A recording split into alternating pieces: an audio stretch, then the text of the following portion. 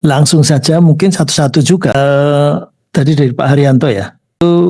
Pak, saya kira ini masih PR ya.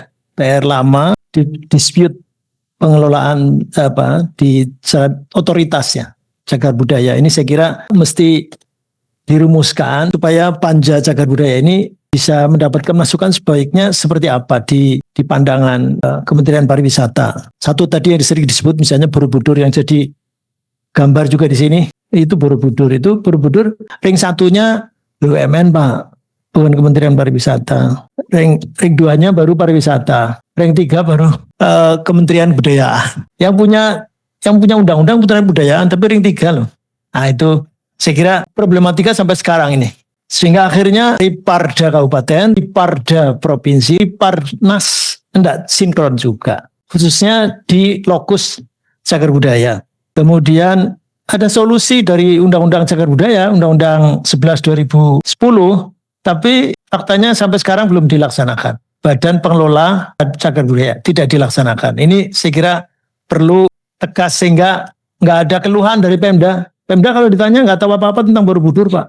Coba aja ditanya Kabupaten Magelang, ditanya Provinsi Jawa Tengah, nggak mau tahu juga karena ini bukan kewenangan kami. Itu saya kira PR lama tapi masih relevan karena sampai sekarang masih jadi problematika ini Pak Haryanto mungkin untuk pariwisata. Kemudian untuk Bu Yuke, Bu ini kita ini punya ekonomi kreatif 17 subsektor, terutama di sekitar cagar budaya itu berkembang sebetulnya luar biasa. Cuma rata-rata ya itu juga problem lama. Undang-Undang 24 2019 itu ada 2 PR. Satu, ketika mereka tidak punya modal, gimana ini?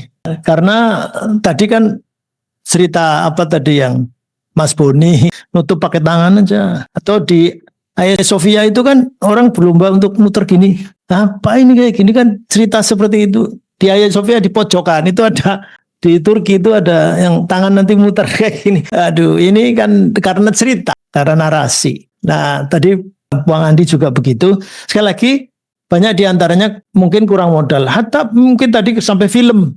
Misalnya, ya Kapadokia itu terkenal hanya gara-gara ini ada artis ini ke sana dan dibiayai bikin film. Akhirnya orang Indonesia pada pergi ke Kapadokia di Turki.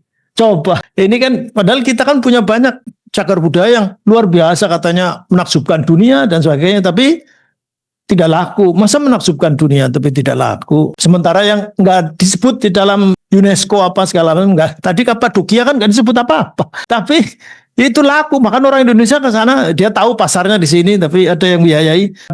Jadi saya mau kembali lagi ke PR lama itu tadi, IP financing scheme, skema pembiayaan berbasis kekayaan intelektual sudah sejauh mana. Kemudian yang kedua IP marketing system, pemasaran mereka. Itu tadi kan disebut ini andalan kita kan K2F dulu, kuliner, kriya, fashion ya. Ini tanpa ada intervensi pemerintah pun mereka udah bergerak Pak. Tapi nggak bisa sampai kemana-mana. Sementara kita pakai sepatu, pakai apa, itu made in-nya Cina semua. Sekarang ini kan karena modal, karena pemasaran dan sebagainya. Saya kira ini Bu Yuke mohon maaf mungkin terlalu nostalgia ini karena undang-undangnya dibuat bersama mereka ini. Kemudian yang terakhir ini harapan besar ini Pak Sigit.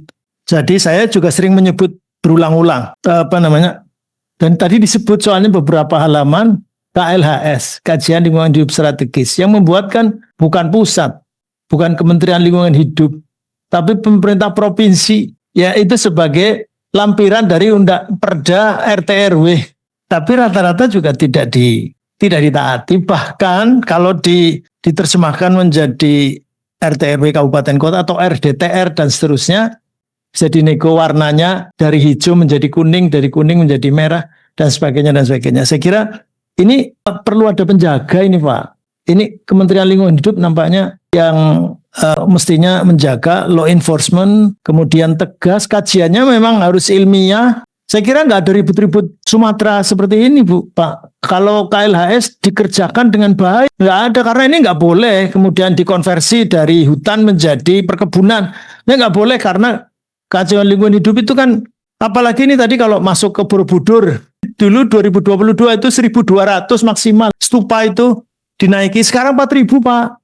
Itu rumus dari mana? Kan harusnya ada ini apa namanya carrying capacity. Kemudian lifetime-nya berapa dan sebagainya. Ini kalau nggak ada campur tangan dari yang punya ilmu mestinya di Kementerian Lingkungan Hidup. Pak ini saya kira perlu ada yang menggawangi Pak. Itu saya kira mungkin 3. Assalamualaikum warahmatullahi wabarakatuh.